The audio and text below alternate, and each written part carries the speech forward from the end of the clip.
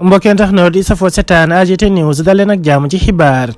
Ousmane Sonko daal di ne def ab déclaration de presse bu am solo moom nag nee na li nga xam ne moo ñeel audition bi mu war a dem wuy ji fee nga xam ne moom moo di ca tribunal ba mi ngi ñaan kulli kuy sénégalais na nga ànd ak dal ak tey ñi nga xam ne ñoom ñoo di ndaw ñi ànd ak fukk bu bëree bëri am mbëggeel ci moom yaakaar ko te nga xam ne moom dañ koy jàppale di ko taxawu saa su nekk nee na nag dafay ñaan kenn ku ci nekk na nga ànd ak dal ku ci nekk na nga dem defi sa liggéey ca na mu waree waaye nag waxul kenn na nga yaafuus nañu toog te déglu moom dina joxe bépp consigne boo xam ne dafa ñeel moom lañ ko bëgg a def ci mbirum Sonko ak Adji Sarr bile Ousmane Sonko nag woote ab appel bu am solo ndax mi ngi wax képp koo xam ne rek da nga di ab sénégalais na nga ànd ak tey ak dal ndax loolee dong moo mën a tax bi lépp dossier ñu mën ci am ay mbir yu am solo sans pour autant bal tàkk wala coow di am ci réew mi président Macky Sall li mu bëgg kenn du ko may mooy dëkk bi tàkk am ay histoire yu fi am te ba noppi itam moom Ousmane Sonko leneen li nga xam ne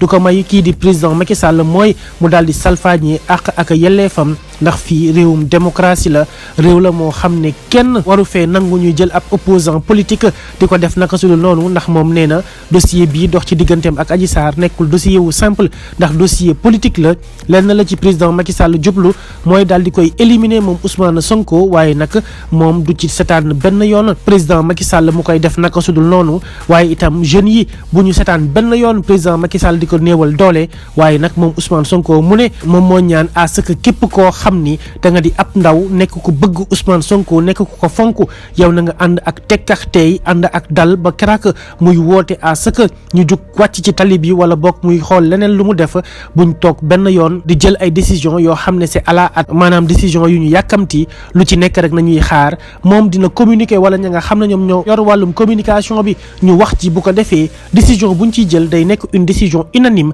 ñun ñëpp ñu ànd booloo ko jëlandoo ko defandoo ko ngir ndam li ñu daal di koy jël ndax kenn lañ amal combat c'est le président de la République Macky Sall mais pas contre le Sénégal contre les Sénégalais waaye nag li muy ñaan jeunes yi itam mooy que ne waxul kenn mu toog bul def dara na nga bañ a yaafuus toog fi nga toog bàyyi ñu nopp bàyyi xel li nga xam ne moom moo war a ñëw ëllëg di dossier bii di Sonko ak Adji Sarr nekk dossier boo xam ne ce sera capital ndax Ousmane Sonko loolee mooy permettre mu mën a tracer ab avenir politique am te président Macky Sall faw mu daal di koy jéem a arrêté. moo kenn tax nooti sa fo setaan AGT News abonné leen ci suñu chaîne saa su ne ngeen di am ay xibaar yu wér te wóor